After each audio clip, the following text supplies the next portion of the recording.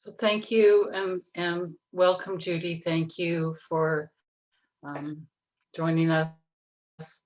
Um, this just for people's information. After tonight's talk, we're putting the Friday night talks on hiatus for the summer. We'll be back at the end of August and in the fall. But it's been a real delight and such a great experience to have these gatherings and have so many wonderful teachers share a little bit of Dharma with us as we've been locked down in the pandemic. So I'm really delighted to welcome Judy Lief, who is, I think, well known to everyone here, an early editor and transcriber of Chogyam Trungpa's books, known most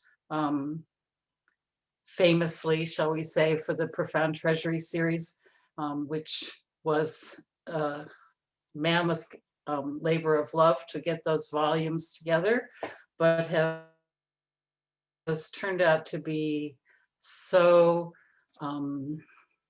transformative for people who want to learn and hear the Dharma through the words of Chogyam Trungpa, and has spread his teachings far beyond what he probably, well, no, he probably would have imagined that. But anyway, we are all really grateful for that. Judy is the senior teacher for the Profound Treasury retreats, which happen in Maine and in Crestone, Colorado, and is a good friend of the Boston community, and we're really delighted to have you here. So thank you so much, Judy, for joining us. And let's switch get the spotlights right here.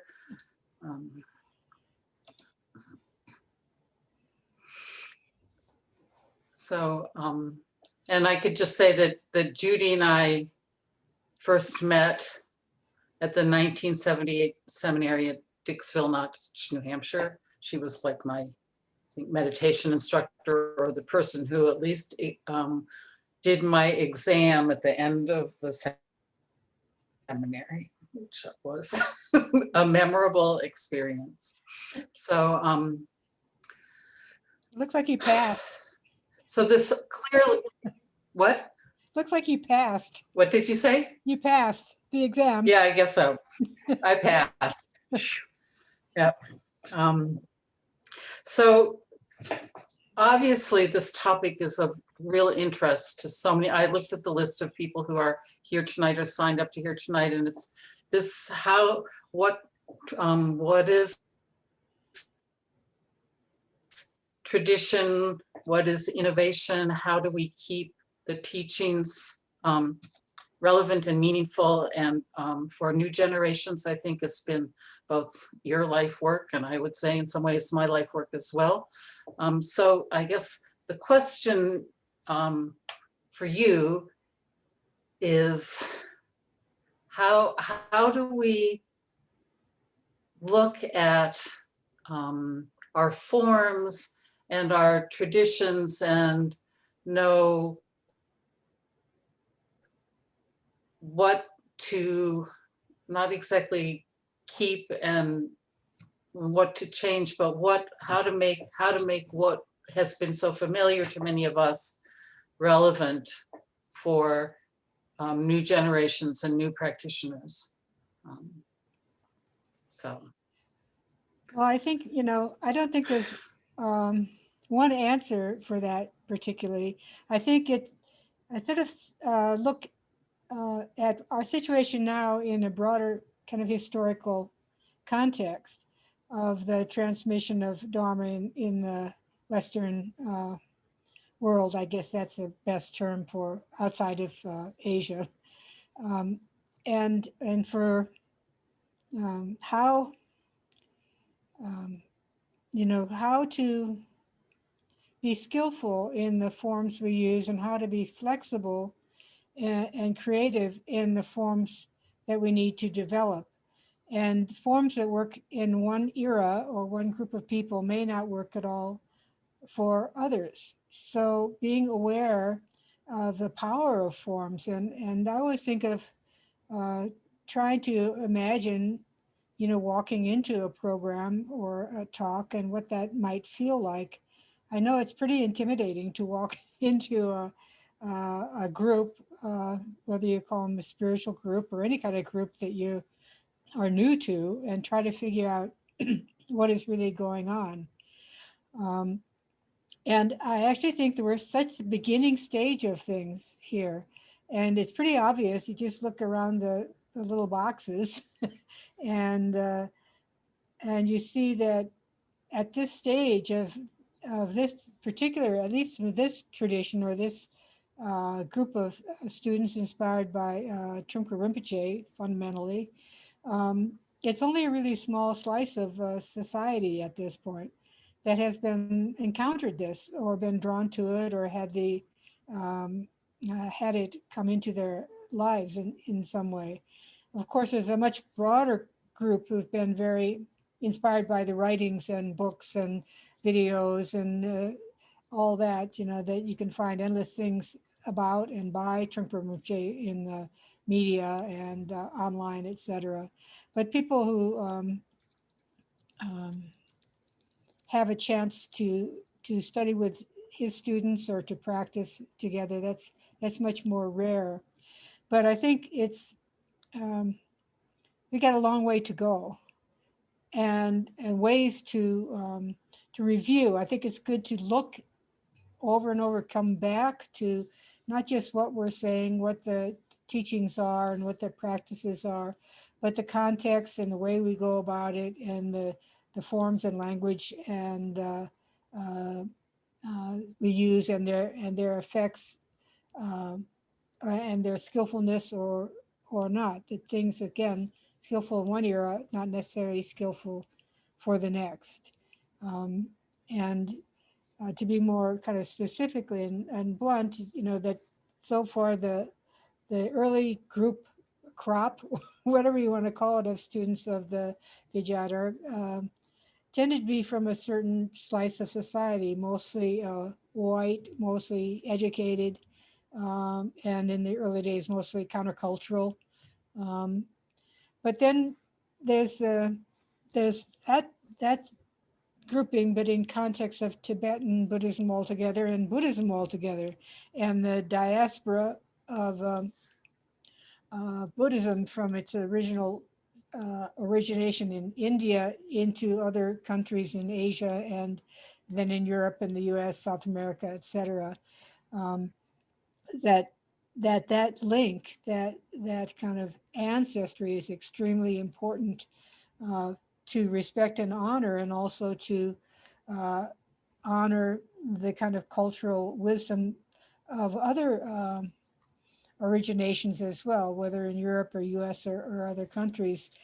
And it's kind of one thing that Trungpa Rinpoche was so strong in, respect for wisdom in whatever form or culture it arose, and trying to integrate that while maintaining the integrity and the depth and profundity of the Tibetan and Vajrayana heritage.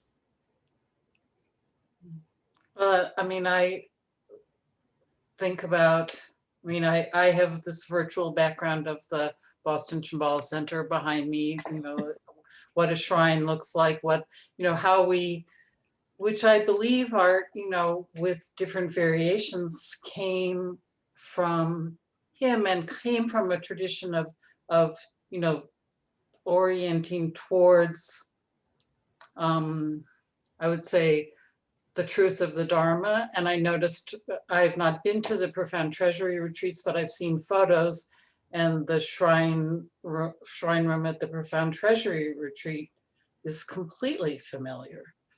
So I think like we can't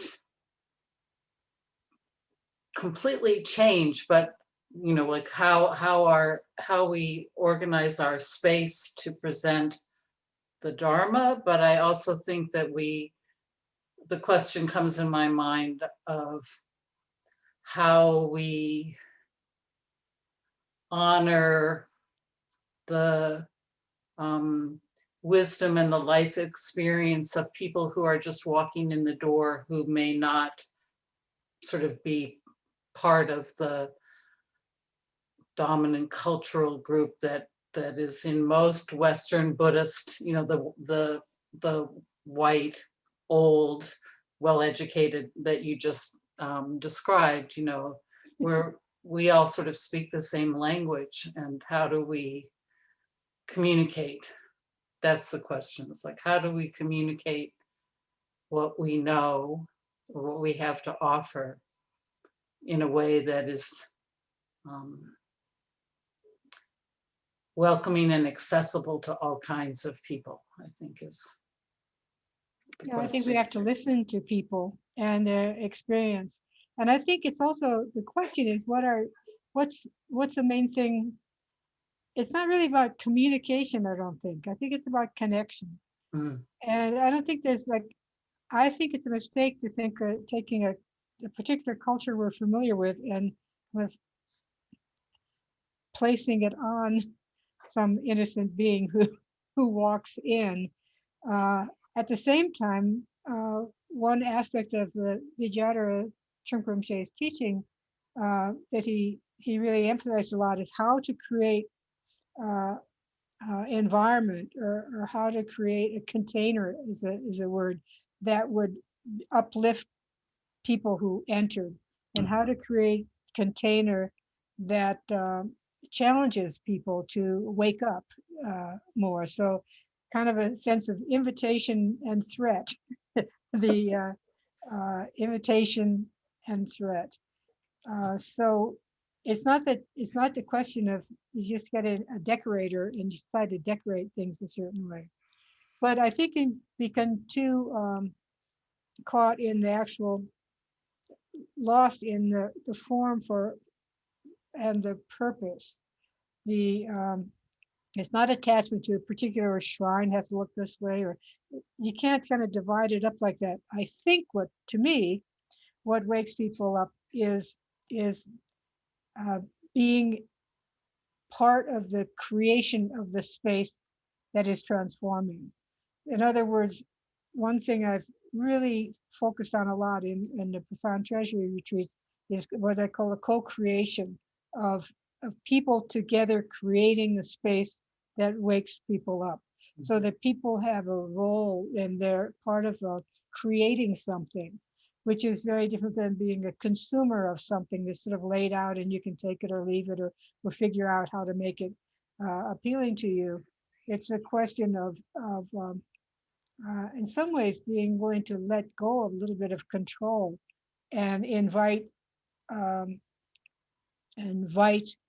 or share the creation of the programs or retreats or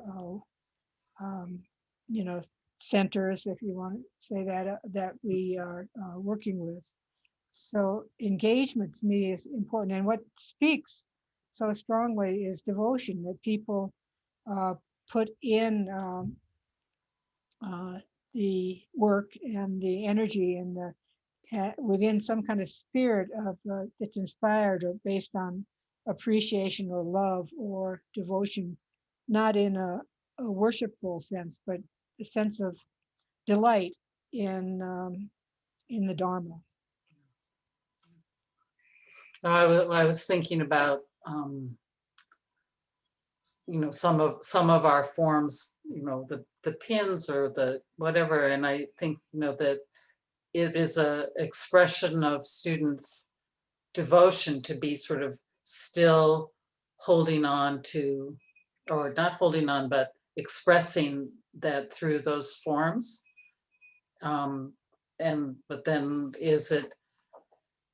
can one also then listen to what else is in the room? I think sometimes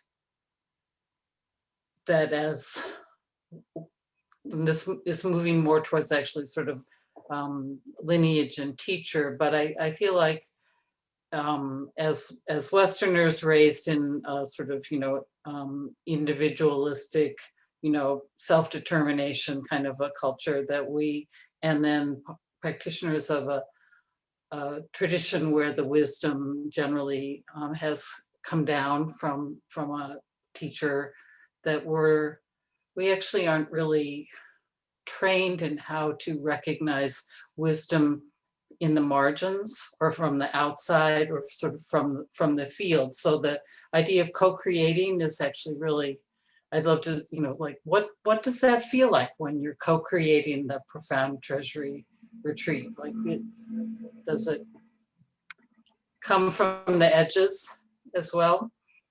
I think it comes from the ground. From the ground. Edges. I think the notion is that just at least in my experience as a student of Trungpa Rinpoche, he has been dead for many years now. So I think people who did study with him have an obligation to try to pass along whatever that we might have picked up. And the question is how to do so. And I think that it's a real mistake to be attached to forms. Mm-hmm. And if, for instance, if you're relating with someone and you're so attached to like your pin or whatever, if it's an obstacle, then you should take it. You should not do that. Right. You should see if it's inspiring, then that's another thing. And even when Trungpa Rinpoche, he could see him from a very formal presentation to extremely relaxed blue jean kind of level presentation and t-shirt, depending on what was going on. He manifested in so many different ways. And it seemed to be not rigid at all. I had an experience years ago in the Boulder Damanatu was called, or Boulder, actually it was just called a meditation group, I think, at that time. And I remember a walk, it was when it was in an old building right in downtown Boulder. And I walked into the room one day and Trungpa Rinpoche was just tearing apart the shrine. He took everything off the shrine, which had been a very traditional Tibetan looking shrine with reliquaries and all kind of stuff. And he just said, no, taking it all down, just want bowls of water. And he was willing to drop all sorts of forms that were very familiar to him. And they have to be able to read what is working and what is inviting. And I'm very concerned that people, if there's a sense of, I guess you call it cliquishness or something like that, clubbiness. That's another thing that happened historically in early days in Boulder, where I was living. There was a group of the students of Trungpa Rinpoche, maybe about 40 or so around that time, maybe 50, and it was quite small and intimate, and everyone knew each other and hung out in all sorts of ways. But then Naropa happened in '74, and within 1 year, the Sangha in Boulder went from about 40 people to several hundred. I mean, literally in one year, coming through the Naropa summer extravaganza. And the students approached Rinpoche. They said, it's not really workable. We can't. There's too many people. You can't do this. It's you don't have enough time. We can't hang out with you, and you can't, have our little scene, so to speak. In fact, it was called the scene. And he said, well, it's getting a little bit clubby. Mm-hmm. And I think that's always a bit of a danger, a little bit clubby, especially with so much shared experience. Just that in itself is just a human thing when you enter into a group that has a lot of shared experience, how do you break in, so to speak? And that's just true of any group, any group. But what's the essence? What's the essence? What is it that we have to offer? And honoring where that comes from. All the ancestors, our personal ancestors, our spiritual ancestors, our parents and lineages. Many cultures are much more tuned into that. You talked about individualism, which is in America is a big deal, hyper individualism. But for Sangha and in Dharma, the sense of being very aware of the generations who've come before and the ancestors whom we owe so much to, and viewing ourselves in a stream of practitioners who have received so much and therefore have obligation to pass forward so much. And just part of a natural stream of transmission of Dharma over the centuries, really. I heard you talking before with a podcast with Elizabeth Mattis Nyong'ol about how Chogyam Trungpa introduced the idea of lineage and who came before to his students at the beginning. And I wondered if you could share that with this group as well. Yeah, that's kind of interesting because I had not noticed this when I was going through it. Only when I looked back in retrospect did I started noticing certain patterns in terms of what Trungpa Rinpoche taught in which order, so to speak. And when he first came to North America, for his earliest seminars, quite a few of them were on traditional lineage figures. One of the earliest was Milarepa, the famous poet saint, Gampopa and the Jewel Ornament of Liberation. He gave seminars on Jamgon Kongtrul, other great Naropa seminars. So he kind of introduced the earlier students to the major figures in the Kagyu lineage, lineage holders.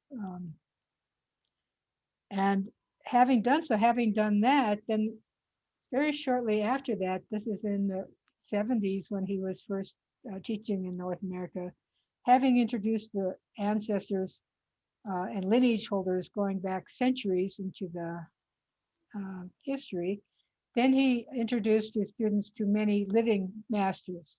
He started inviting teachers such as Khyentse Rinpoche, the 16th Gyalwa Karmapa, the Dalai Lama, and others, many other teachers that were current masters or renowned teachers within the Kagyu Nyingma tradition. So he linked the students to the past and then the amazing living masters that were available in the present times.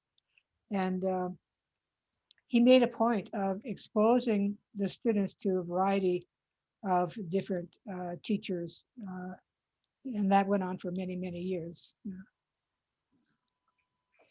And I mean, thinking of it, it was also as the Karmapa, Khyentse Rinpoche people came, that was actually our culture changed to host those visits. Like that was sort of the beginning of the end of the hippie culture and much more of the sort of what we would call the three-piece suit Vajradhatu culture, was how as a way to show respect for those teachers, and that there was more, it seemed to me, more hierarchy and just respect. We learned about that a teacher and a lineage holder was someone to treat in a particular way as a teaching, I think. So, I mean, that was also, I think, widening people's perspective of the vastness of the lineage, of the power of the lineage and what was coming through. Well, I think a lot of students, it was actually placing him in a certain context, because I think a lot of students, including myself, were not that aware of the lineage and the traditional side of things, and didn't even think of Trungpa Rinpoche in that context. He just seemed to be a person who knew a whole lot of amazing things and could transmit them. But then seeing, in some ways, he's introducing himself in that as part of something bigger than himself. So it wasn't, I think it was very helpful in terms of removing the sense of, not that we couldn't fall into it, but focus on a particular personality apart from seeing someone as representing something that's vast in space and time and in varieties of great masters, the connections between them and the heritage. That was new to many of us. Yeah, very new, very new. I wonder if we could switch a little bit and talk about teacher-student relationship, how teachers, particularly how Chogyam Trungpa taught, whether one, how one finds a teacher, if one needs a living teacher. There's so much that we gained from being students of Chogyam Trungpa when he was alive, but there are just any number of other ways to receive teachings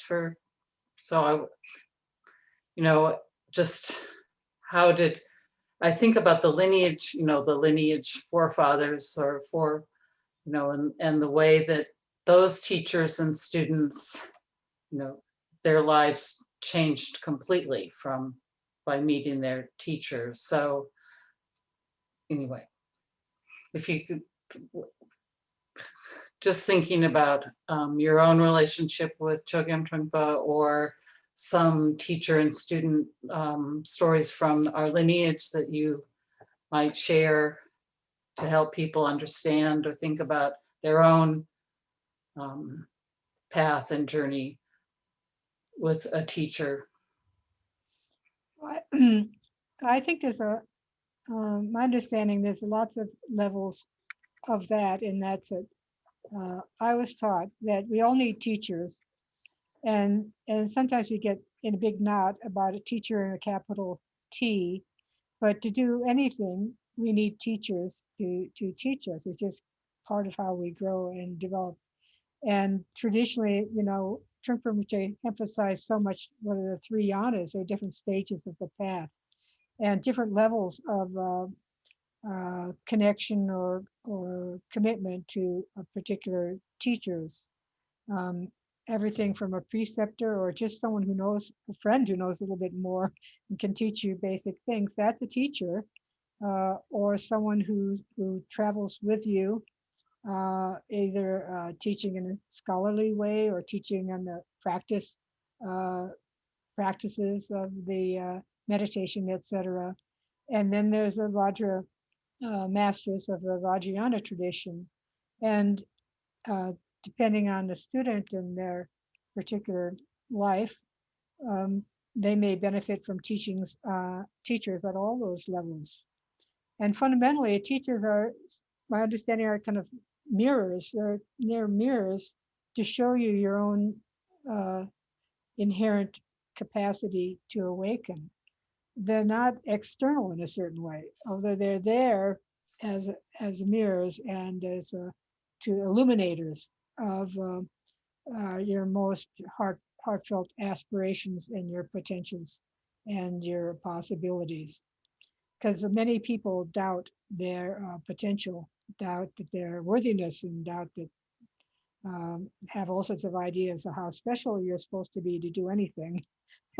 And fortunately, bunch of non-special people somehow are able to practice based on the blessings of the teacher. So they're sort of examples of what's possible, but they're also what's possible altogether out there, so to speak, but also mirrors of what's possible for any being, because fundamental in Buddhism is that people have Buddha nature.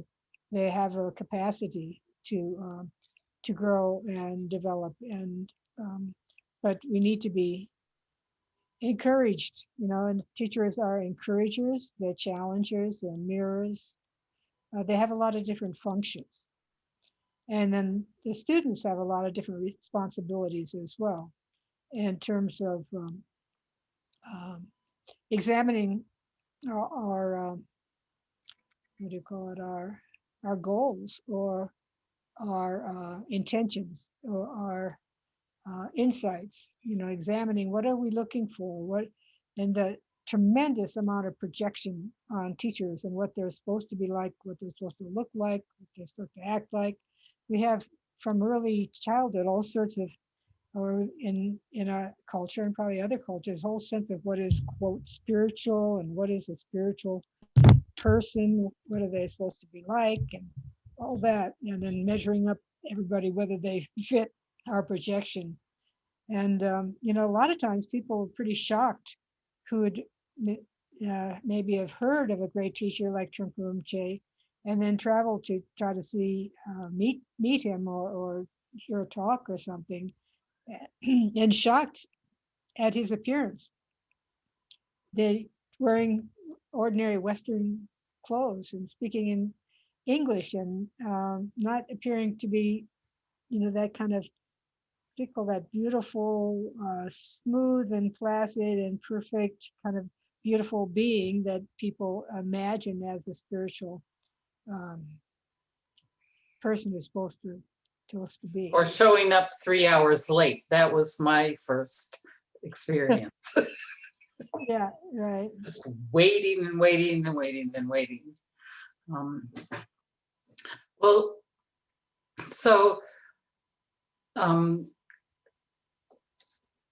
it seems to me that oftentimes what happens, at least what happened with Chogyam Trungpa, I imagine it happens with other teachers as well, is that, like you said, you were, a editor and had this sort of very close practice scholarly kind of connection to your path, and then at some point he asked you to take on Naropa Institute. And so like, it seems to me that that's another way that teachers sort of throw their students into uncomfortable or new situations and challenge them in that way. Well, I would recommend studying Milarepa and his relationship to his students in that regard, because that's another thing. Not only do we have preconceptions about what is a teacher, but we also have preconceptions of what is the teaching. And I remember noticing at one point, that my view, you go to a talk and you're, listening to the talk and trying to follow along. And that's obviously what we do in school. We're trained to do that. And I thought, well, that's the teaching. The teacher is saying stuff and conveying it to the students. We're supposed to try to understand it. And Write of course, it all down. that's important. But there's this nonverbal teaching is extremely important, and how people do things is extremely important. And, you touch on certain forms, but also how people do simple things can convey so much more than the words. And in the Milarepa stories of Milarepa and Rinpoche, one of his hard students, there's so much what I call it situational teaching. It's a teacher set up a situation for a student, and then the student's in the situation, then they have to deal with it and figure it out. And Milarepa was doing that all the time. He'd bring the student into something that challenges them, something unfamiliar, or maybe not what they would have, again, expected. And that same kind of interplay back and forth happened many generations ago, in the same way that those kind of situations happen now, like your example, a situation of waiting and being put in the very uncomfortable spot for people just to wait and wait and wait. And many people just left because they didn't want to wait and wait and wait. And then other people tried to game the system by guessing, when it was going to start and appearing late. But then sometimes then you get messed up because suddenly he decides to go on time, the time you decided to game the system. So there's lots of situations. What the question is, what wakes people up? What wakes people up? Because Dharma isn't just about gaining a whole bunch of new ideas about things. Something more than that. If it something about heart of Dharma is some kind of transformation of a breaking through solid views and preconceptions into a much more fresh and immediate experience, and sort of breaking through solid views of yourself or others or a situation altogether. So what might do that is sometimes you need um, either to be put in a new situation or place yourself in a new situation. So when things become really familiar and we are really attached, this is the way we do things. To me, that's a sign of something that needs to be looked into or refreshed or questioned in some way. It's kind of that cozy, familiar thing. Well, now I know what's happening. I know all these forms. I know the language, the jargon, etc., and I can just kind of coast along in my familiar group of people that agree with me and look at things the same way. And that's, I think, is falling asleep again. Yeah.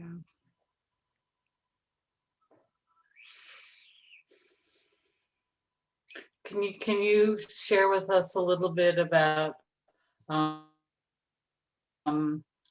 your experience of people becoming students of Chogyam Trungpa who never met him when he was alive, either through Profound Treasury or some of the other teaching that you have done, in the last 35 years?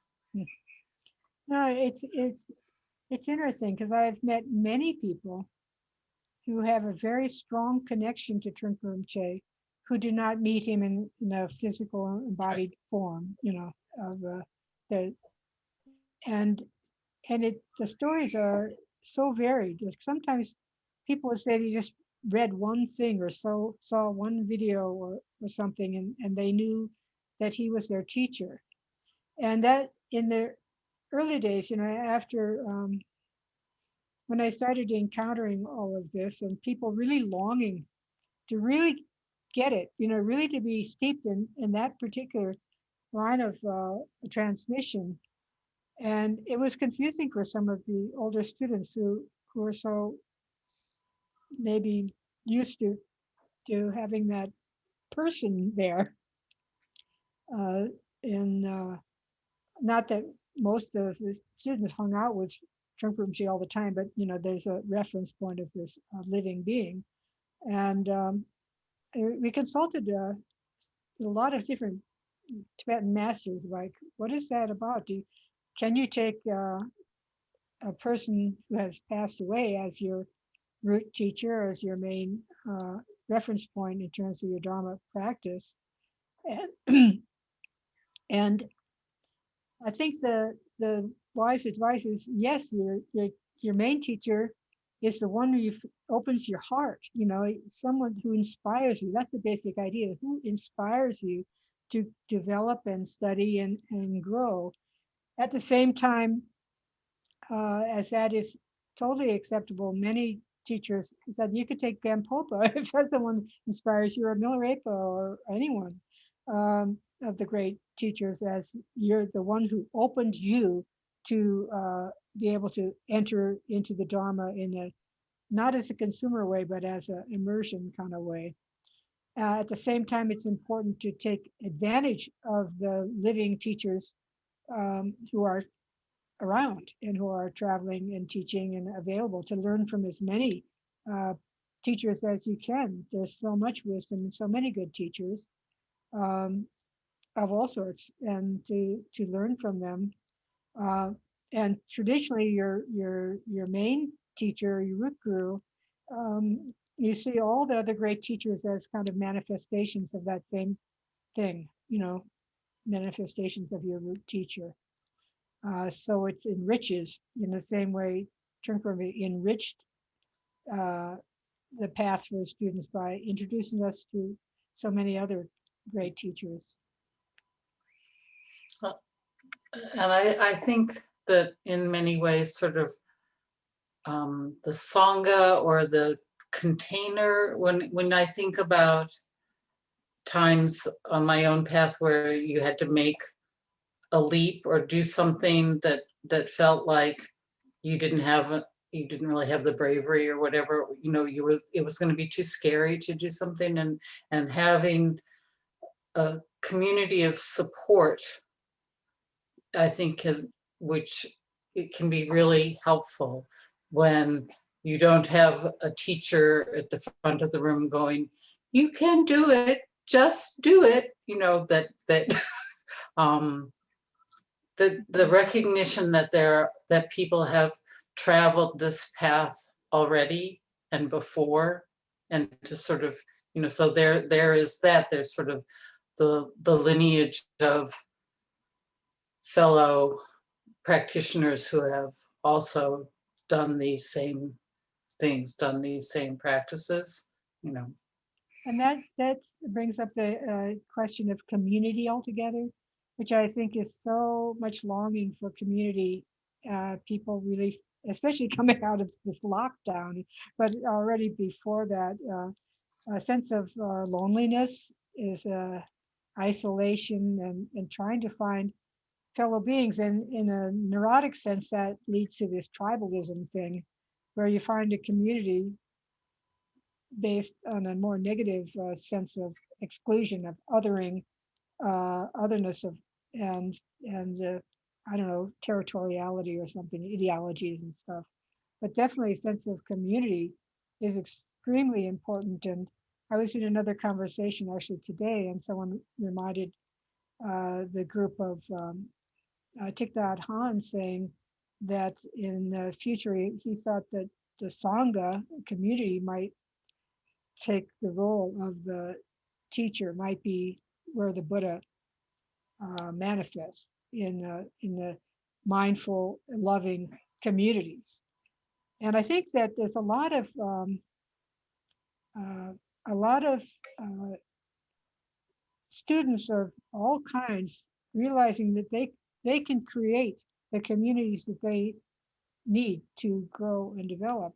And I think it's less of a feeling of a monolithic uh, one one way, one great solid institution thing, but there's a lot more grassroots happening around Trungpa Rinpoche's teachings. There are book study groups. There are some that have been going on for like 10 years.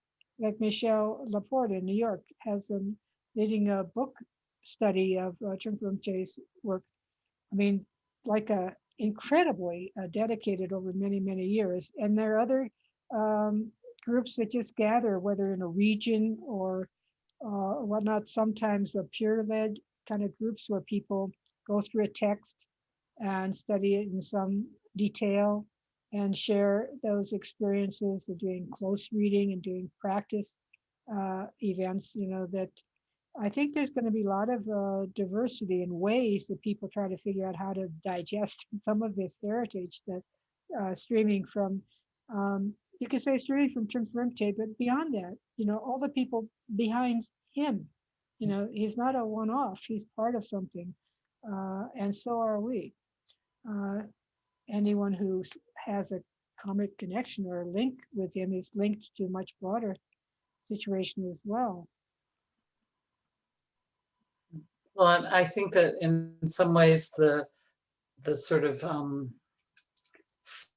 scattered quality of the Sangha at this time will lead to a sort of more creative forms and expressions and ways of connecting, like that, as you said, it's not going to be 250 people in a tent having something happen all at the same time. You know, the way that for many of us, that was our path, our introduction, you know, that it's going to be much more generative or creative, and then possibly then more open, you know, that different people could create their own, as you said, like group that is studying, and it won't have the exact same forms that are so familiar to us, but it won't mean that they don't have that strong connection. And I think you can't solidify, when you say forms familiar to us, I kind of cringe a little bit because there are many different forms at Right. different periods of time. Yeah. And I hate to make any of them the solid basis. I think people don't always take into account that the forms were continually changing and developing. There are Mhm. many years when the same kind of similar model to what I was talking about was the model of classes in people's homes led by peers. That was definitely part of the founding of the Sangha, that very same form. So it's a familiar kind of form. Um, but, you know, this is kind of connected with the broader issue of tradition and innovation. And also the context of what we're doing takes place in a particular time and societal context.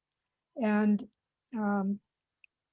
the societal world now, particularly younger people, they they're not into institutionalized religion that much. You know, the people are very wary of the top-down patriarchal religious establishments. So many people are much more, it's the same with fluidity. There's fluidity of gender, there's also fluidity of spirituality, and a lot of interplay between different spiritual approaches, you know, and what would generally refer to as different religions like Christianity, Judaism, Buddhism, Hinduism, nothingism, whatever you call it. And people are very, they're finding a different approach. And I think that there's a lot of good cross fertilization happening, that breaking down kind of silos. But then the other side of that is, where is the depth and integrity of how to protect that without becoming rigid or creating a little island, the exclusivity of your little group as opposed to other little groups, you know, not being able to learn and cross fertilize from different wisdom streams. So do you have any ideas about what you just said, how to protect the integrity but still be open to all kinds of other wisdom streams and expressions? Well, I mean, I think the the only way to protect the integrity is to work with your own integrity in terms of your practice and your compassion and kindness and skillfulness and your dedication and perseverance in the path that you're on, Mhm. and being very alert to. It's so tempting to close down at that point, you know, as opposed to have that as a point of opening out, developing depth in order to open out, deep and then open, deep and then open. I personally, um, you know, one of my things I do is involves a lot of interaction with people in many different traditions, what they call interspirituality kind of stuff. And I find it incredibly useful for understanding my own tradition, because people have different, especially from contemplative perspective, you know, um, they have different languaging and different kind of ways of talking about experience, which can really wake you up and kind of skewer a tendency to kind of a lazy speech because of familiar uh, languaging and familiar jargons. And so if you're in interaction with someone from a Sufi or a Christian or something, they say, well, what does that mean? What are you actually talking about? And then you have to think, what am I actually talking about?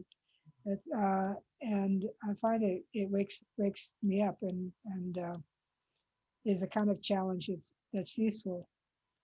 Just listening to other people, they have a lot to say. Well, I have one last question, and then maybe we can open it up to people who have questions here, and that's around sort of humbleness and ancestors, and we've talked about lineage, but just sort of like that feel, I think the feeling of whatever it is that opens you up. But I think, you know, I feel like for myself, don't have much connection to the idea of ancestors. And I feel like in the American culture, a lot of it is so go, go, go, and what's new is now. And that there's very little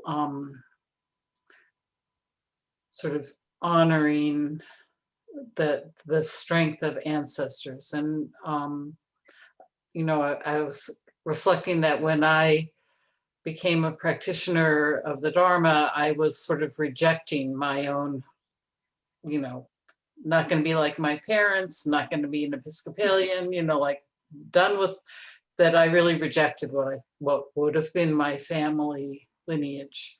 You know, of course, not the people, I guess, in the end, but you know, so I just I've been thinking, particularly like you read so many Black authors talking about and practitioners talking about the strength of their ancestor, relying on the sort of and generating respect and strength from ancestors. And so I just wonder if there's something that you could say about that as a culture or as a way of sort of embodying lineage as a living tradition of all different, you know, in all different realms.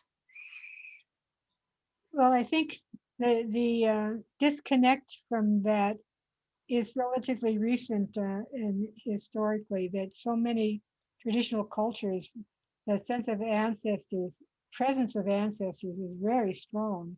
And it's manifested in things like ancestor shrines, ancestor worship, which of course the so-called sophisticated modern people made fun of. How could you worship your ancestors just because Uncle Joe died or something? But there's a sense of when you die, you become a support. You know, become a further someone has your back. You know, as the ancestors give you strength in times of adversity, and they're worthy of tremendous respect. Almost, you know, almost in viewing as kind celestial or something like that. And I think there's two things. There's a sense of ancestors, like you're rooted in a different way. You're rooted in generations and generations of people. And it's not just your literal, you know, biological ancestors, but your spiritual ancestors and some maybe your craft or your you know, if you're an artist or a musician, you have your ancestors that you stand on their shoulders. And it's interesting. The Rinpoche didn't very often give titles to his talks. The students made them up, you know, or made up chapter titles and stuff. But there's one talk that stood out in the seminary teachings where he made the title, and the title was Humbleness is the dwelling place of the ancestors. Humbleness is the dwelling place of the ancestors. Where do they live? They live within humbleness. And that it's such a poetic and haunting title, and the sense of um, recognition of what we hold in our psyches, in our body, from all that's gone before. And uh, that's a real, and Rinpoche I think is in the I think it's in Work, Sex, and Money book.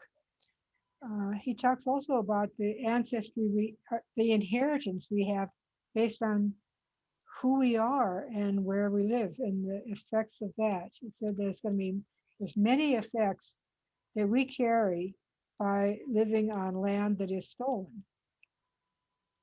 He said that pretty much outright, well before, many years before people kept honoring the original peoples in these lands. He said this will have effect on America and an effect on those people that were uh, uh, connected either as those who were stolen from or those who conquered and took what was not theirs. It has effects. And so I think it's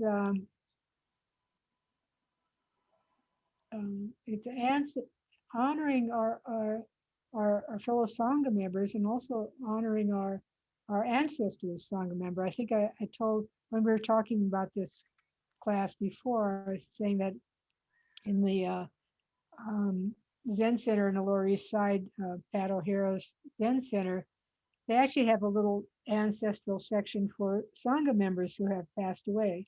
They have pictures of them and their names, and the kind of sense of including that ancestry of a particular Dharma center.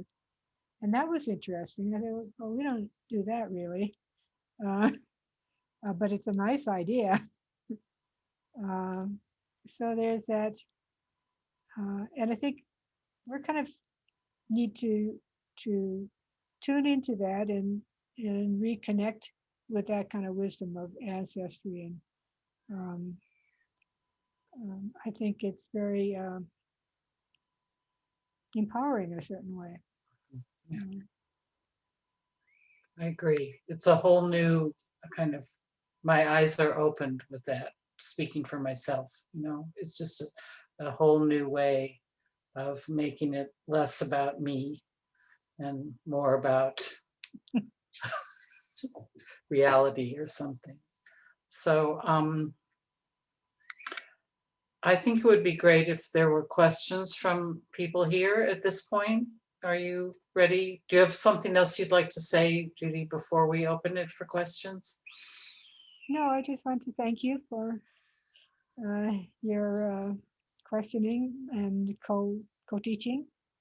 And I think Max is going to handle the questions or somehow. Demita, I see Demita. Hey, Demita, I will ask you to unmute. Hi, Your picture disappeared. I know I took it off. Okay.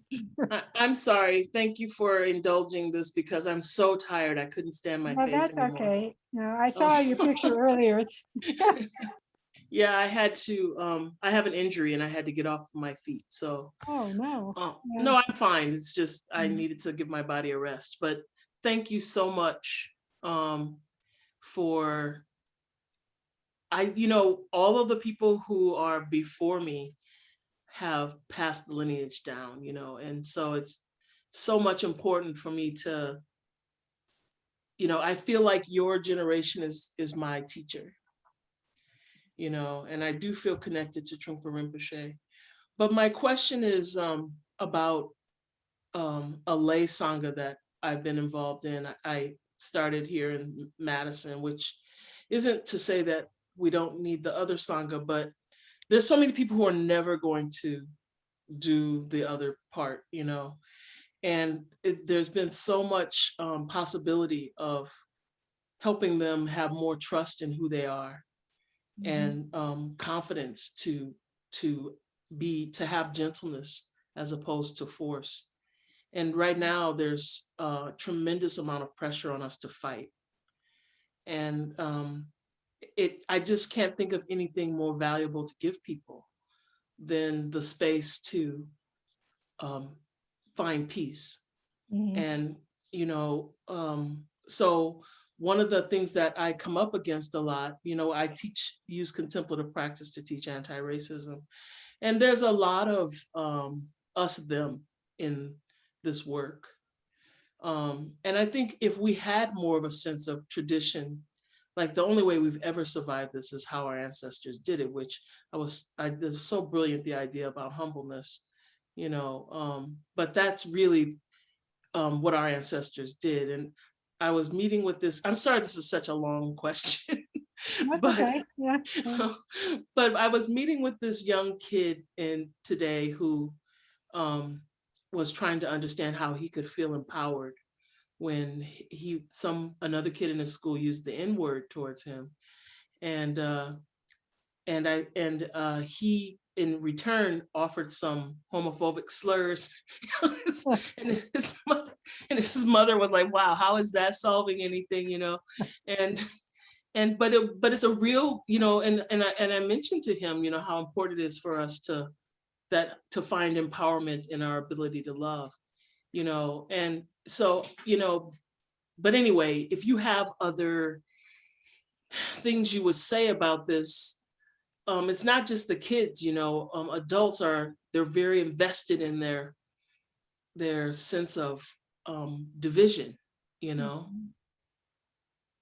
Yeah, I think it's a somewhat human nature, somewhat that it's a long-standing habit of us versus them, good guys versus bad guys, me versus you.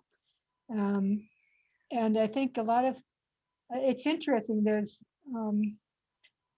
this might be. I hope it's not too off your question, but what you bring up is connected with what Mary was talking about earlier in terms of forms and things. I think it's very true what you say, that the way the forms are in many Shambhala communities anyway, no one will enter. I mean, they're not going to ever go, you know, and certain forms that are just not accessible to people, like retreats or taking time off from work or doing, um, and just a certain kind of, it's, the, the forms don't speak to everyone. There need to be different forms to speak to different people.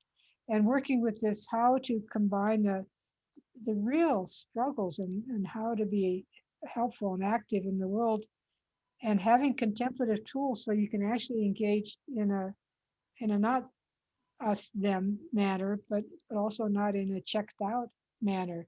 You know, that's interesting is I don't know, do you know that there's a student of Trinkumche, Tavita Martinez, who's not your newer teacher, who's doing quite a lot of different programs based on you know, this tradition, and totally different forms that makes it so available to particular groups that she's involved with, things that we never do, like playing music as people are entering, not just music, but good music, you know, modern and um, um, et cetera, and bringing in, mixing it up, the drama programs with community members who have things to say and lots of creativity. And I think that's, it's how we take the core that we connect with and transmit it to others in forms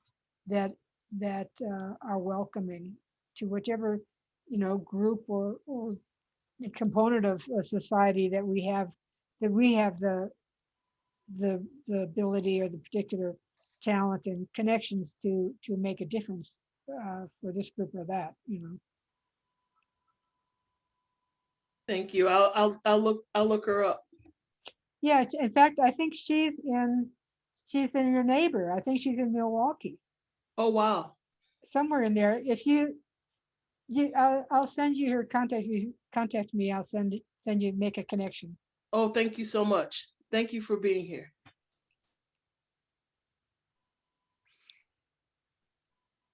Tavita Martinez. That's a question here. Yeah. I don't want to misspell it, but we can get that information. We'll include the name. We'll send out a link early next week with a link to the recording email. Excuse me, we'll send an email with a link to the recording to the video, and we could include her name in there if you'd like, Judy. So we do have a few other hands. I'll just go in the order. Christina Johansson, I'll invite you to unmute. Hi. My question has to do with the Sangha, the Shambhala Sangha, and the shift that has occurred during the last couple of years. And what thoughts or suggestions you have for those who are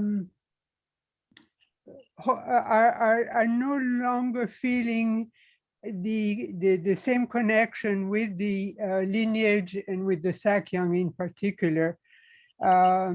Is kind of at a loss at the moment, or open to suggestions. So I was wondering what you're thinking is, what you would share.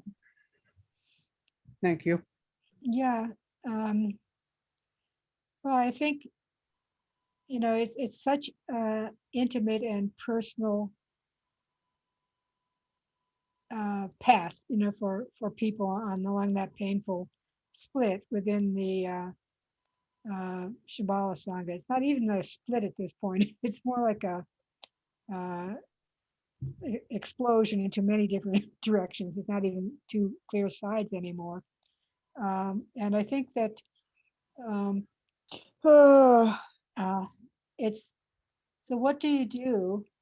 I don't know you, so I don't know that much about your background, but it's a situation where you're thrown back on yourself, and then you have different choices going forward. But first, it's a sense of dealing with the pain or disappointment or disillusionment or questioning that you have. Trying to get down to where is your passion, where is your heart, where do you see a benefit, and where do you see harm within the path that you're following, and being realistic about that. Where it's harmful, what's beneficial, and how do you then find a way to find support for the direction that you choose. Right. I wasn't thinking of just myself. I was thinking of the Sangha at large, or at least a part of the Sangha that has similar feelings. And to answer your question there, I think that the pandemic period has been useful as far as connecting with Sangha through Zoom. And seeing how much we share, and you know, meeting a lot more fellow Shambhalians, and so it's a rich terrain, I think, and open for possibilities. But I was wondering if in that sense you had some ideas or suggestions, or had heard of new ideas springing. I mean, of course, it always leaves out the question of lineage and the connection with that is something else. But just in terms of the Sangha and the Dharma and living it in a different way. Yeah, and well, there's so many different levels. On one level, just the ordinary level, from my perspective, what Shambhala can refer to all the students of the Vijayadhara. And the Shambhala organization is one component of that. But it's not the whole and only picture. That's my particular view. And it's a very broad world. I meet people everywhere who have that connection. Some are in Shambhala, some are not. Some have even heard of it, you know, but they have heard of Trungpa Rinpoche and they're connected that way. Mm-hmm. And I think the the vision of Shambhala, as I understand it, is inclusive to include many different lifestyles and ways of being practitioner or being in community altogether. Right. And I think that's the broadest and most visionary side of things. And then in terms of lineage, I think I'd like to turn the question around a little bit in terms of the commitment. What is the commitment? You know, and for a certain component of what you're calling Shambhala, the issue of the Sakyang is extremely important. For a fairly large component, is not important at all. It's, they never met him, or they're not in the, having made that commitment as a Vajrayana student. They're just happy with the Sangha, their sense of community, they're learning about meditation and the basic Dharma teaching of Hinayana and Mahayana. That's a large component of people, and for them, they're much of the fresh blood of the Shambhala world, from my perspective, the fresh energy. I think blood really, but so it's diversity of subcultures, I guess, in my old sociology days, subcultures within a broader world of Shambhala. So I don't have advice. I don't think you can, to me, it's a time of great creativity, that people are just taking so many different, taking more responsibility. I think you know, a lot of times people just complain about what they don't like, and they can do that endlessly. It never ends, you know. And then at some point, many people say, okay, well, if I want this to work for me, I have to make it work for me. I have to do something myself. And whatever that is, it seems to change the energy when that happens. It's like we wait to be told what to do, wait to be told, be offered what's next, wait for this, wait for that. And I think people who've gone through the death of a teacher understand a little bit what it's like to be sort of dropped off of that, you know, gravy train, so to speak, and then you're on your own. Now, what are you going to do? What's your responsibility, having encountered this in depths of this tradition? Yeah, it's the blessing in disguise of the situation we're in. And the pandemic does that too. Right. Yeah. Thank you.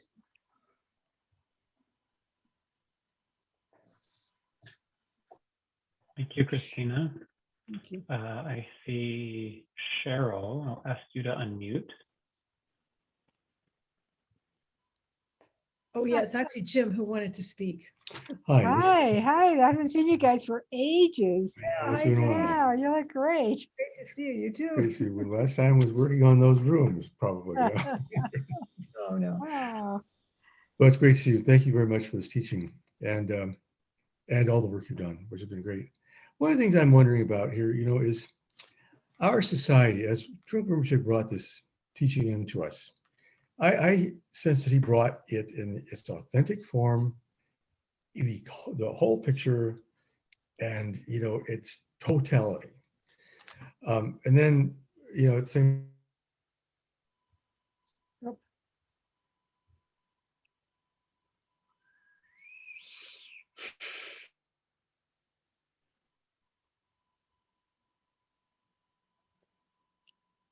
You might want to just turn the video off and I use the said- sound. Pardon? Lost our Oh, sound? we're unstable. You froze, and Oh, all I'll right. reduce our bandwidth. Okay.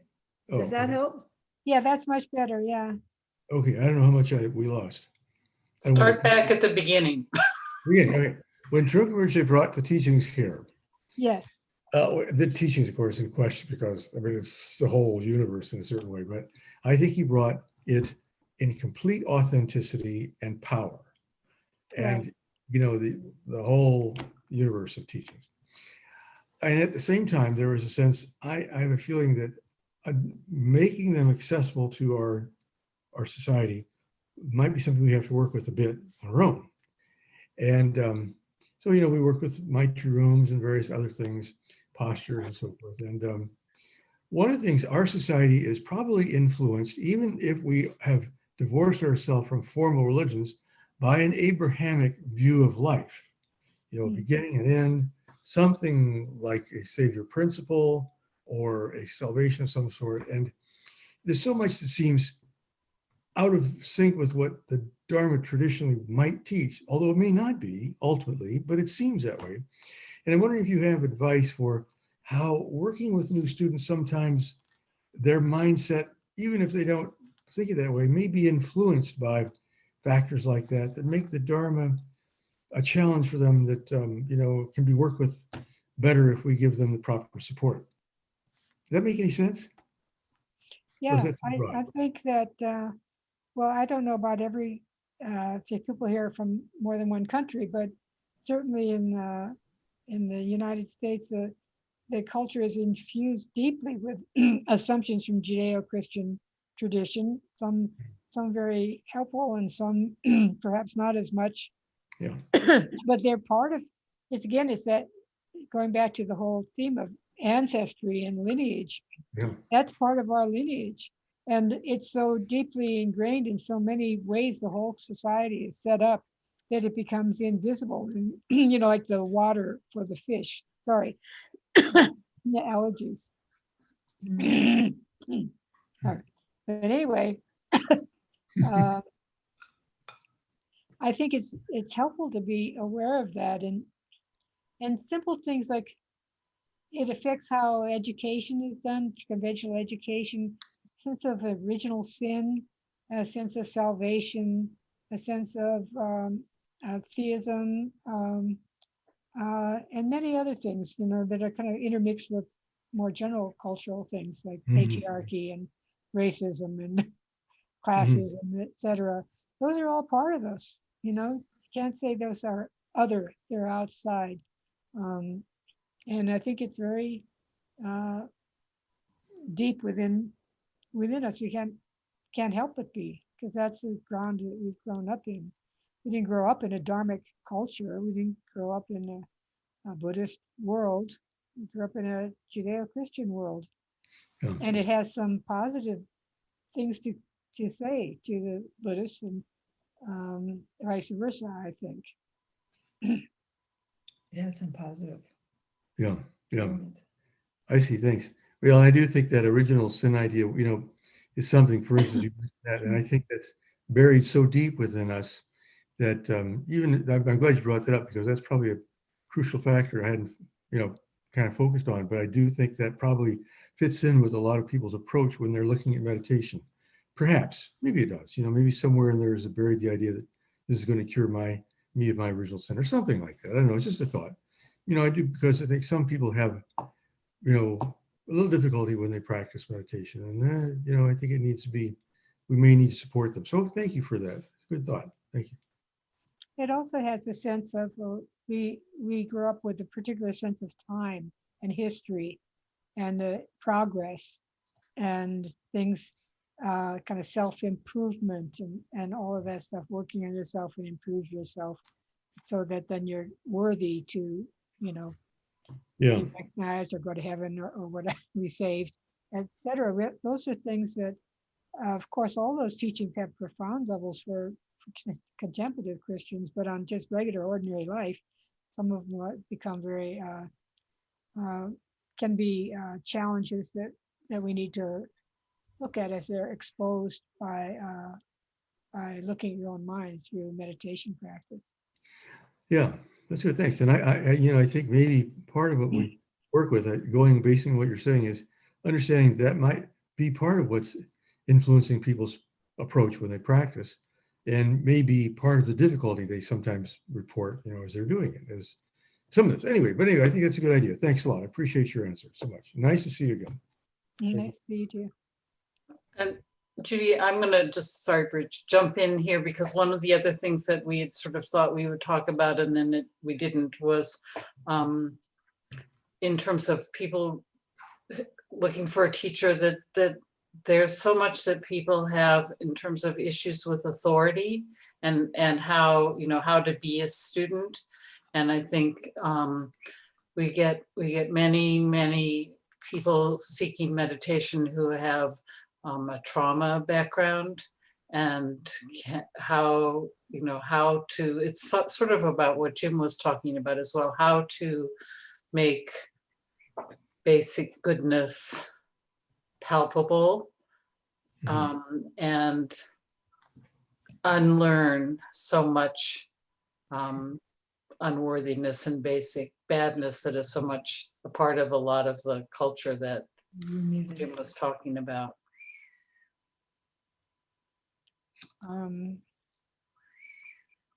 Well, I mean, I think this most positive method that I know of is through meditation practice, to come to make friends with yourself and to come to appreciate yourself and be less reliant on opinions of others and what you've been taught, and begin to see through that to more step by step to more direct experience.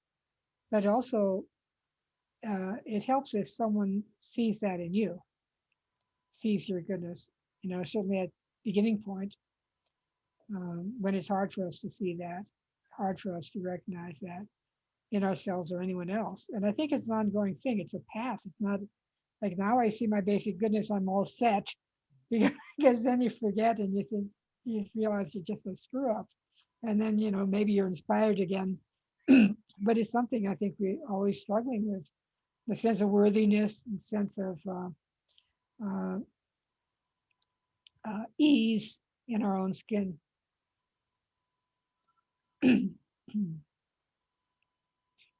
Okay, thank you.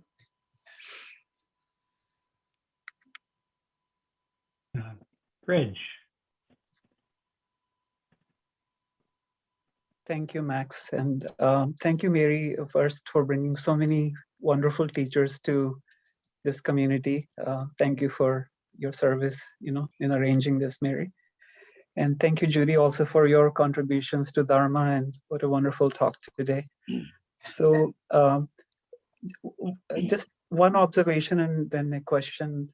So I see that over the last year during the pandemic, you know, many teachers have tried online instruction, which was there even before.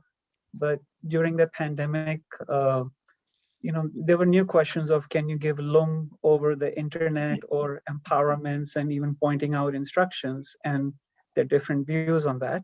So that's just one observation, that the pandemic has sort of accelerated some form of, you know, innovation or exploration. Regarding your question of form and what wakes people up, I just wanted to expand that for myself a little bit. So, you know, I feel my first experience of a non-conceptual wisdom experience, like a direct experience, was actually in a non-Buddhist program. It was the S training in the early 80s. And that was started by, you know, Werner Erhard, who had apparently some kind of awakening experience. And anyway, the 16th Karmapa had also met him and all that. So there are several such programs. For instance, Avatar, started by Harry Palmer, and then Byron Katie does some other work. So there are people in our contemporary culture who apparently have had some kind of awakening experience. It's hard to ascertain in terms of our 12 bhumis and all that kind of stuff. Nevertheless, when people participate and engage in a secular ways, there's many of them are analytic, many of them are meditative or whatever, they seem to have some experience, you know, that reduces their suffering. And you could say the 3 marks of existence, the suffering and selflessness and you know, impermanence, they're based on that. So I'm not equating them in any way. And as I said, we can't ascertain what is the level of awakening. However, is it possible that an evolution in the form is already taking place? You know, and again, the Buddhist view is vast and complete, and there is no way to compare it to some person who has had some level of awakening and their program is useful to the masses, right? So I'm not equating them at all, even comparing them. Nevertheless, perhaps there could be a whole new evolution based on people who awaken spontaneously or otherwise in a secular way.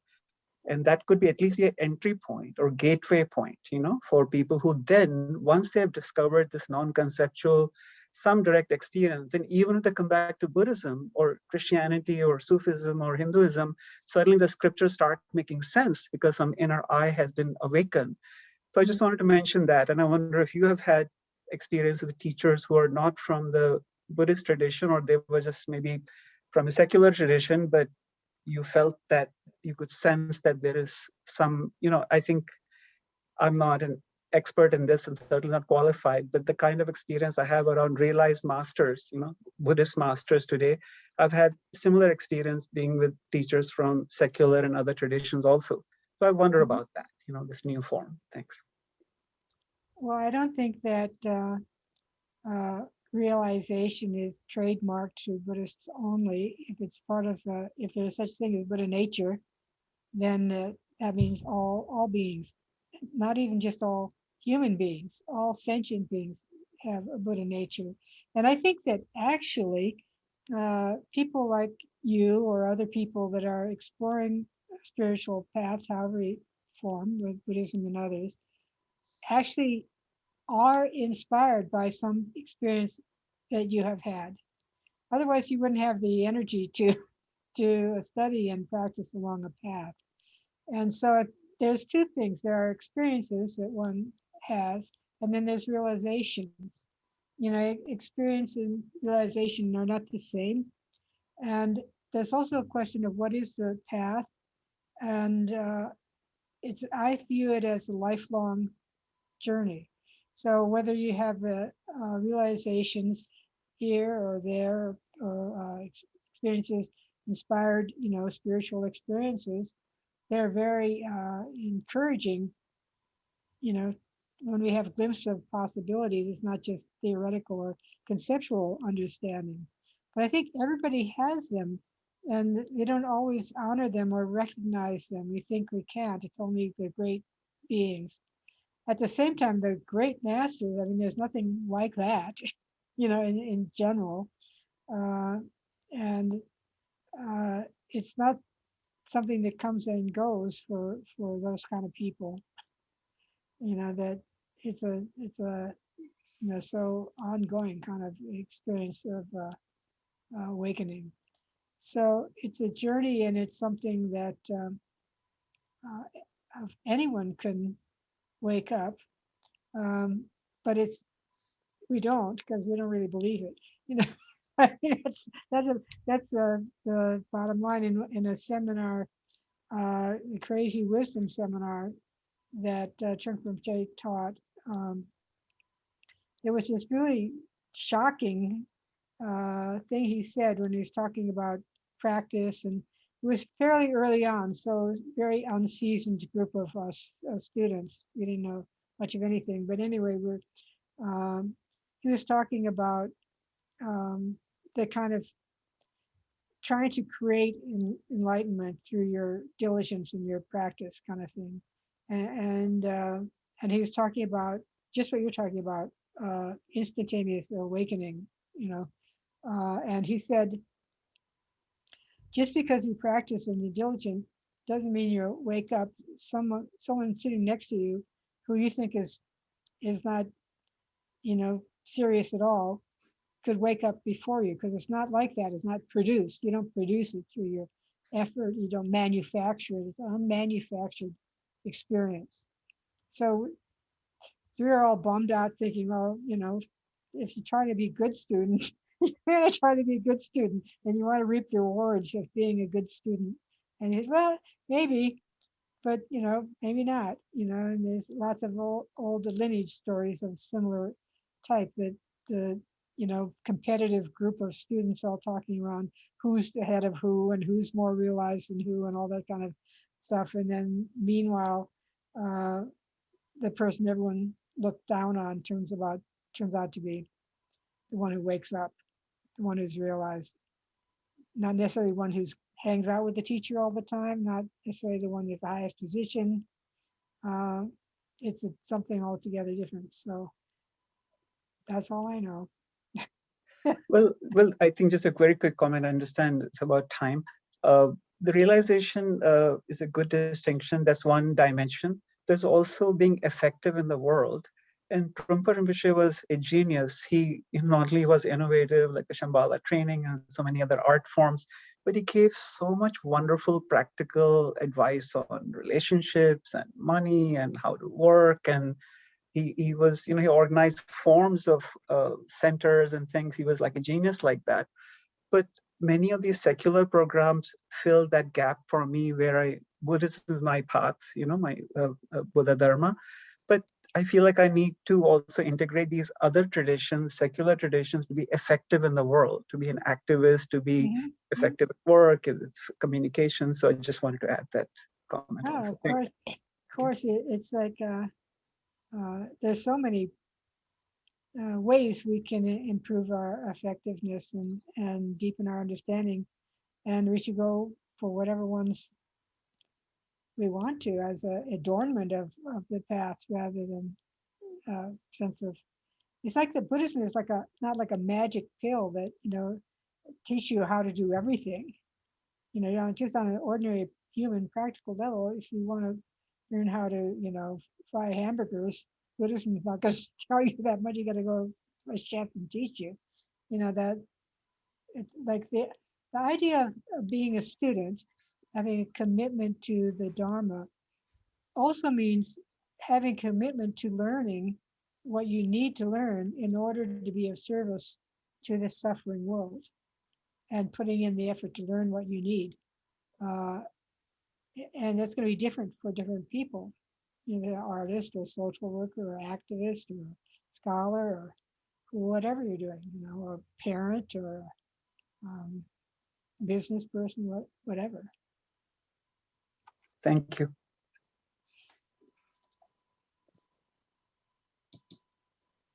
Thanks, Bridge. Thanks, Judy. We're at 8:34, at least Boston time. You up for another question or two? Should we wrap up where we are? Let's go for one. Let's go two questions and then wrap up. Great.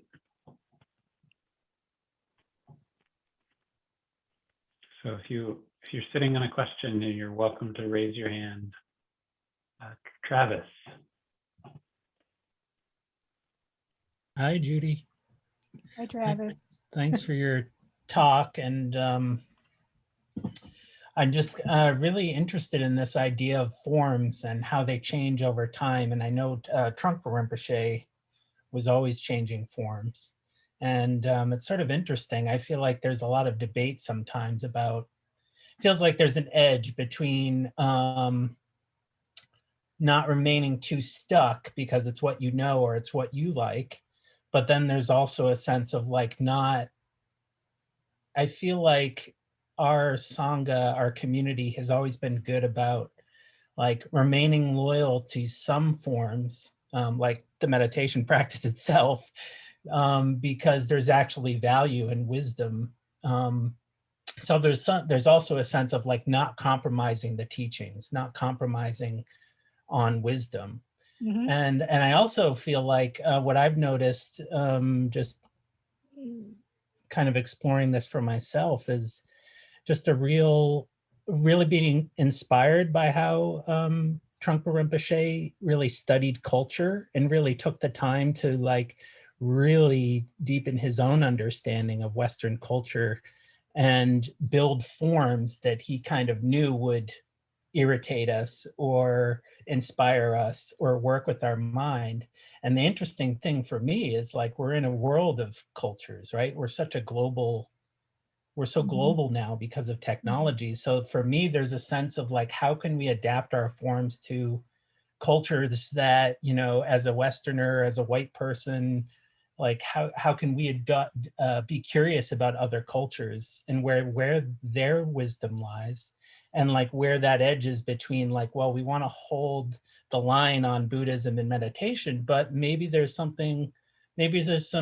something that another culture that we could learn about and bring that into the practice. So I feel like that's kind of where the juice is. And I'm really curious about how you've seen forms evolve over time, or just things that have inspired you in terms of how we've adapted over the years. But mainly I was just sharing that kind of insight. Yeah, well, I think forms are very important, and they actually carry a lot of weight. Um, and if you look at the history of Buddhism as it traveled to different countries, the forms changed dramatically, you know, from India to Southeast Asia to Sri Lanka to Tibet and elsewhere. As the forms meet the culture. The forms met from India, met the Chinese culture, or met the Japanese culture, met the Tibetan culture, and the forms. It's like kind of like an interplay, led to very different forms, all within the umbrella of the Buddha Dharma, all together. And I would say that in the Profound Treasure, it's quite a lot of form, and I utilize those forms because I knew they work, you know, in terms of creating a kind of atmosphere. But the form it's not the form itself, it's the form and the people creating and working within those forms. Because as we know, forms can be empty or they can be meaningful. And they can be hollow or they can be powerful. And so much as the form in connection with the people within that form, or working within a particular form. And that's what depends so much on the heart, genuineness, and devotion, and joy. So forms can be expression of joy, or they can make people totally uptight that they're going to do the wrong thing at every moment for this form or that form.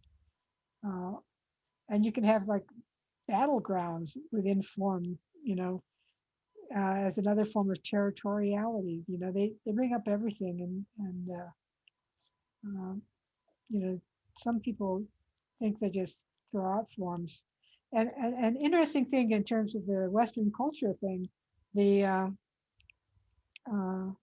like take manners.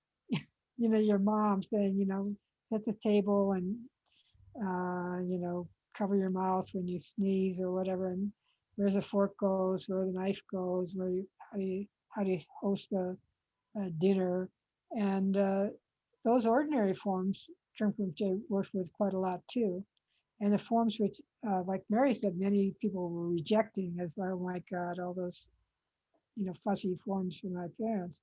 Well, you add awareness and gentleness and attention, the forms come alive, and you see there's a real reason for them in terms of the graciousness and the hospitality and connection.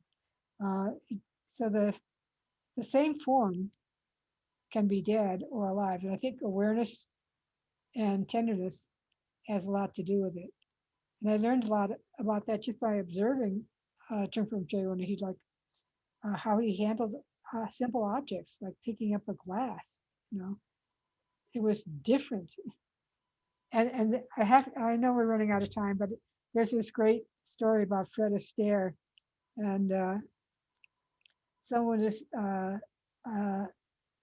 I think it was Ginger Rogers, his partner, became his partner, and she was talking about her training in dance, and she was, you know, an incredible dancer. And the story goes, I may be messing it up, but I don't think so, that he was, you know, looking for people to dance with and invited her to have a cup of tea.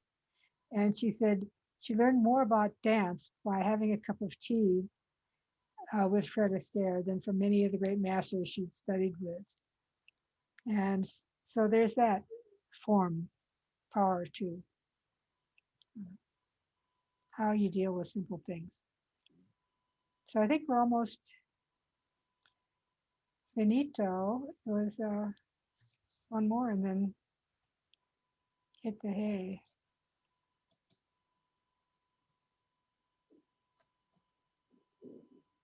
The way I have my screen, I can't see the big mix. So if anybody has their hand up, please let me, hello. I will ask you to unmute. Hi, Judy. Good to see Oh, you. hey, Ella. Hi. Hi. So I'm going to ask some little maybe provocative question at the end. Oh, of course So you are. I wouldn't be myself, right, to hold it.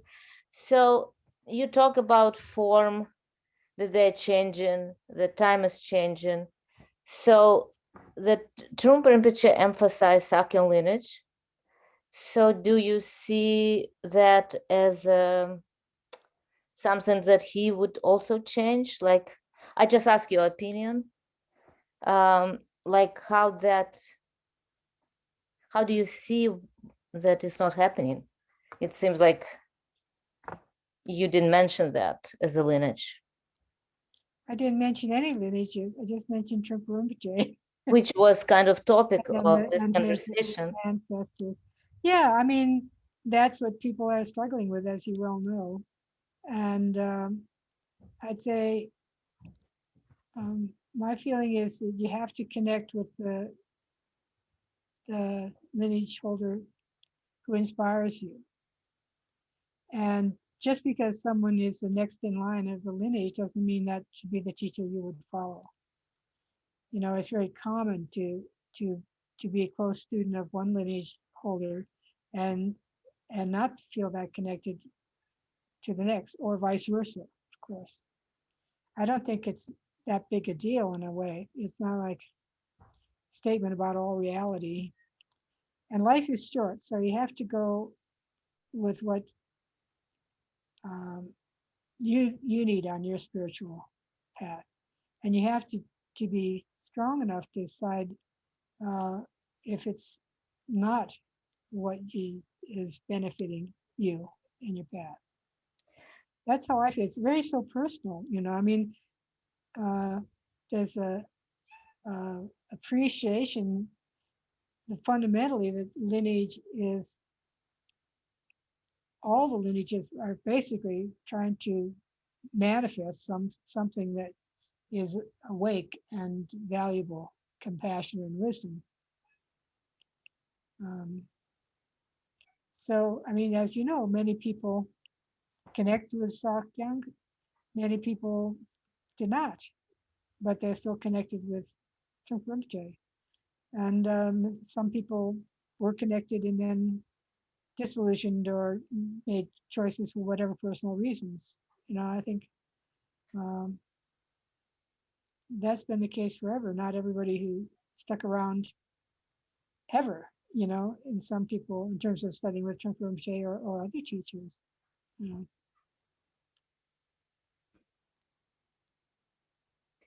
I don't think it's necessary. I don't see it as totally a negative thing. I think myself that it's a big world that can accommodate Sakyang students and non-Sakyang students. That it's still family, it's like one giant family of people within the Trungpa Rinpoche world. Can I ask one more question? Like, I totally understand disappointment and desire not to connect with somebody who disappoints you, but do you see Shambhala developing, like if we talk about 50 years, 100 years without Sakyong lineage? I can't predict the future. Yeah, I think, you know, like many great teachers, the Buddha included, after his death, Buddha, there are many strains of teachings that came from that one person, 17 different schools, or 19 or something, I always forget. But I think they were the teacher of the caliber of Trungpa Rinpoche. That's just going to be the case. There's going to be many different lines of transmission. And I think the Sakyang line will be an important one. But I don't think it'll be the only one. Thank you. But what do I know? Right? You know, I can't tell the future. I don't know. I'll be gone. So Thank you. you'll have to fill me in if you. Thank you. Yes, I just felt that there's something there was some elephant in the room, and I just felt like everybody kind of waiting for that. And your answer is wonderful. Well, you know, I don't think there's any easy answer. It's a question of the heart.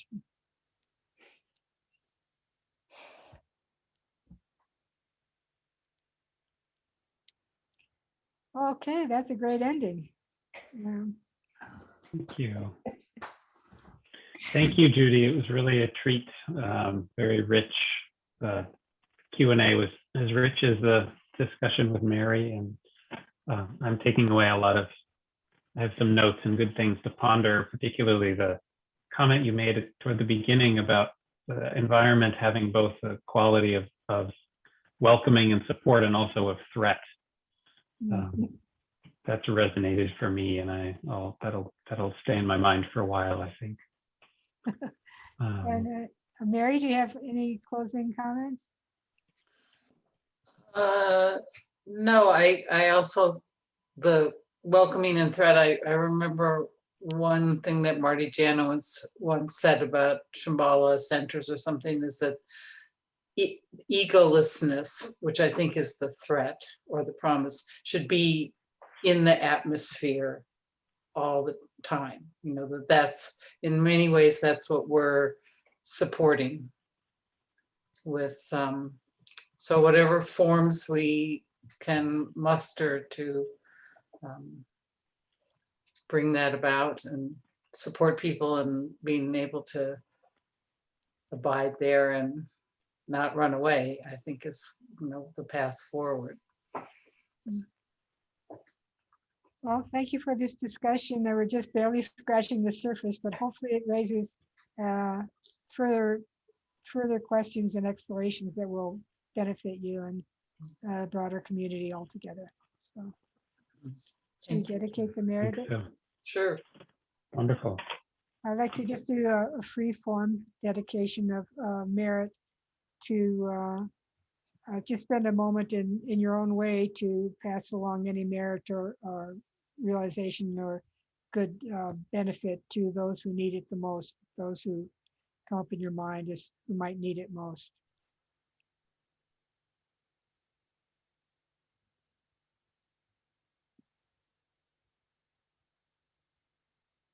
Thank you.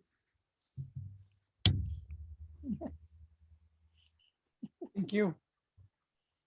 Thank you, Judy, and thank you all for coming and sticking around. So we will have an email coming out early next week, and have the link to the recording and maybe a few notes, some liner notes as well. Thank you, Max, for being such a wonderful tech host. And good luck with your center over the summer, and I'll see you guys here or there. It'd be great. Bye. And thanks to Travis for helping on the tech side. Thanks, Travis. Oh, Thanks, yeah. Mary.